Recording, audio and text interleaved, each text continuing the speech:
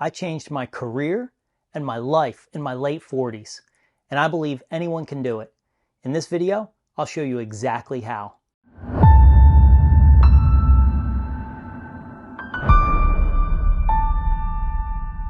Hey friend, welcome to my channel. I'm Chris Sulame, and on this channel, we focus on career and personal development.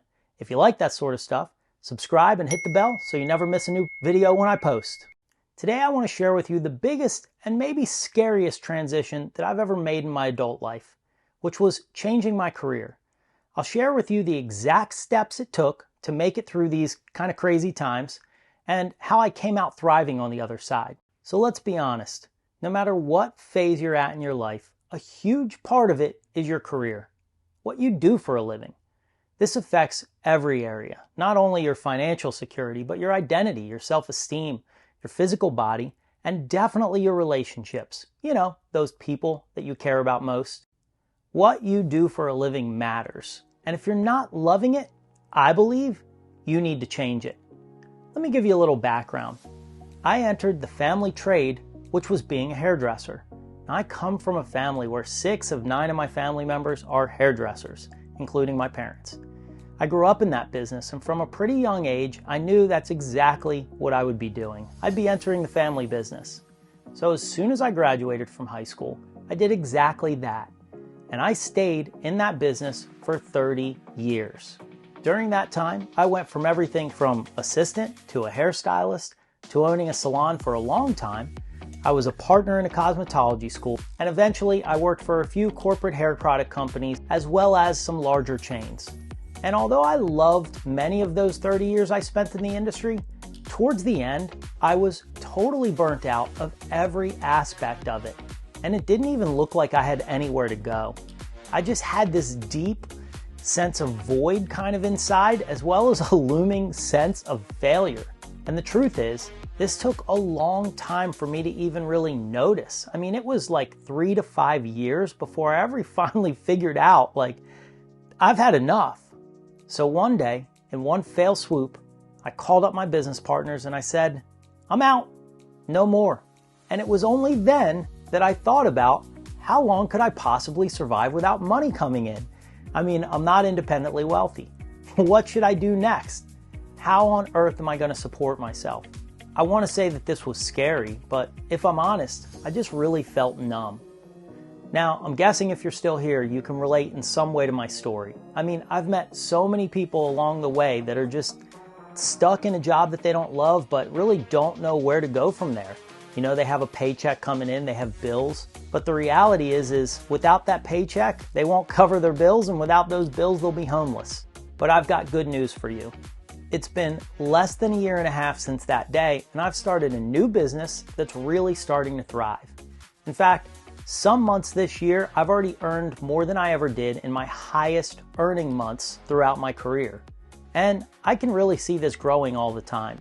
Though I couldn't see it at the time, along the way, I did some key things that set me up for the success that I'm starting to experience now. You know, my future life. And here's what I learned along the way and the exact steps that I would take if I had this to do all over again. By the way, stay tuned because I'm going to give you 5, but I've got one bonus step at the end of this video that'll actually accelerate this process and, in my belief, make it a lot more enjoyable. So let's get into it. The first step, if you're thinking about a career change, changing jobs, changing your source of income, your identity perhaps, you need to set a timeline and give it some time, right? Don't think you have to do this overnight. Now, I used to hear people say that and it freaked me out because I was like, I'm kind of ready now. Well, this is going to depend on your financial situation. You know, some people can afford to take more risks, like if you don't have kids, or if you don't have bills that need to be paid off. Other people may need to be patient. Maybe you do have kids, maybe you do have bills. Also, do you already have a side hustle, or are you starting from scratch? Number 2, so you're going to need to start to figure out how you can earn during this transition and maybe even get rid of the unnecessary debt. Now, when I first quit my real job, I did Uber for about 6 months, and truthfully, it was one of the most fun things I ever did, but it also helped me to just supplement my initial drop in income. And honestly, I probably could have done that for a little bit longer, but I just wanted to go both feet in. Now, depending on where you're at, you may need to be a little bit more careful than I was. That said, pay off anything that can lower your cost of living. If you have credit card debt, get rid of it. Can you pay your car off? What other expenses can you start to get rid of? Like, I had a storage unit that was costing me $100 a month. And really, I had forgotten what I even had in there.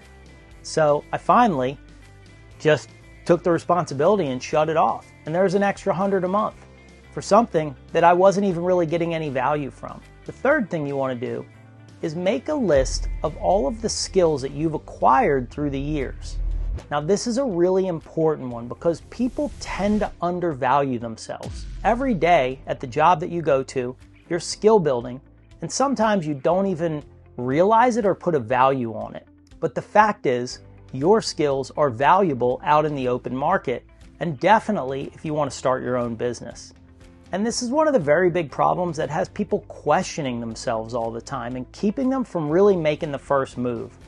You know, the fact is, in the industry that I was in, I met so many people throughout the years that I could tell just felt stuck. They were stuck because they had a decent paycheck, they had built up a lifestyle that demanded them to continue to get that good paycheck, and really, they weren't fulfilled anymore where they were at, but they couldn't make a move. Now, if you're a corporate person and you want to go to a corporate job, this could be a little bit easier. I mean, you might just need to make a resume and start to look on sites like Indeed and put yourself out there. But that's not necessarily what I'm talking about here. However, for a lot of you watching this video, that might be the first and only step you need to do. Now, if you're stepping completely outside to a completely new career like I did, you're going to want to take a look at those skills, that list you just created, and start to look for the high value skills that you've acquired. What types of jobs could you do that you have high value skills for, or maybe even what type of business could you start? I'm going to give you an example of this. In my case, about 6 years ago, as a hairstylist, I started shooting videos like everybody else in the world, mainly from my phone, befores and afters. And then I really started to make videos for other hairstylists. I really liked shooting the videos, but I didn't have any formal training or anything like that. Eventually, I got better, and the business that I was at wanted to launch a YouTube channel. So, yours truly went ahead and started that YouTube channel. Now, at first, I hired outside people to bring in and do the video, but then as I learned and got better at it, I took over that job. The video, the editing, the posting, all of it. And that channel grew, and my skills grew along with it. Finally, and this is number 5, I offered a friend of mine to make a free series of videos for him. He was a speaker, he had content, it was good content, but he didn't have any video skills. And to be honest, he loved the videos, but the finished product was a little bit rough. However, he was happy, he started telling other people about it, and eventually, that got me my first real paying gig. Now, whatever your high value skill is, there's a paying client out there. And there's a first paying client out there. And a lot of times you have to look at this more like a case study, because things will go wrong on that first job. I found that honesty was the best policy. I let them know, look, I haven't done this before, but I'm going to give it my best and hopefully you're going to get a great product. Now, admittedly, this is easier said than done. But if you think about it, what does an entrepreneur do? They take a look around and try to find needs that need to be filled, and then they come up with ideas to fill that need. Well, I like to think that that's what I was doing, and it's probably what you need to start doing. Once you've found a paying client for what I call a minimum viable product, you can start to build momentum on that. And believe me, momentum will build from there. It just takes a little bit of time. So I'm curious, have you ever made a career change? Are you in the middle of one right now? How are you approaching it? Are you freaked out? Are you scared? Are you excited? I'd love to hear in comments below. And if you want a daily dose of inspiration, follow me on Instagram at Chris Solomay and TikTok at Chris Solomay13. Now back to the video and the 6th and final step, which is the bonus step, but now I would probably even start as the first step. And this would be to adopt a physical and mental practice that helps you feel more confident and energetic throughout the process. Now, this might sound a little mean, But it's a statistical fact that most people would rather be entertained than to do something challenging. Challenging even if it's good for them. And I also believe that most people feel better like just eating some comfort food in the moment or putting things off and taking a nap. Heck, I struggle with this all the time. But what you're about to do is challenging and it's going to be difficult. And I definitely had some days in the beginning where I was like, what on earth am I doing? I mean, I should just get back into the hair salon. It's the world I know. But the fact is, I was unfulfilled there. I wanted to make a career change. And if you're watching this video, I get the feeling you might be in the same place I was. But when you start to get those daily wins, they will build over time. And sooner than you think, the momentum spills over into your life in more ways than you can measure. Okay? Well, that's it for the 6 steps to help anyone create a career change in their life. Now, again, I'd love to hear what you think in comments. Is there anything that I missed? Is there anything you would replace? Do you think my whole thing is just a sham? Leave it in comments. I'd love to discuss it. And for more videos like this, don't forget to subscribe and hit that bell so you get notified every time I post a new video.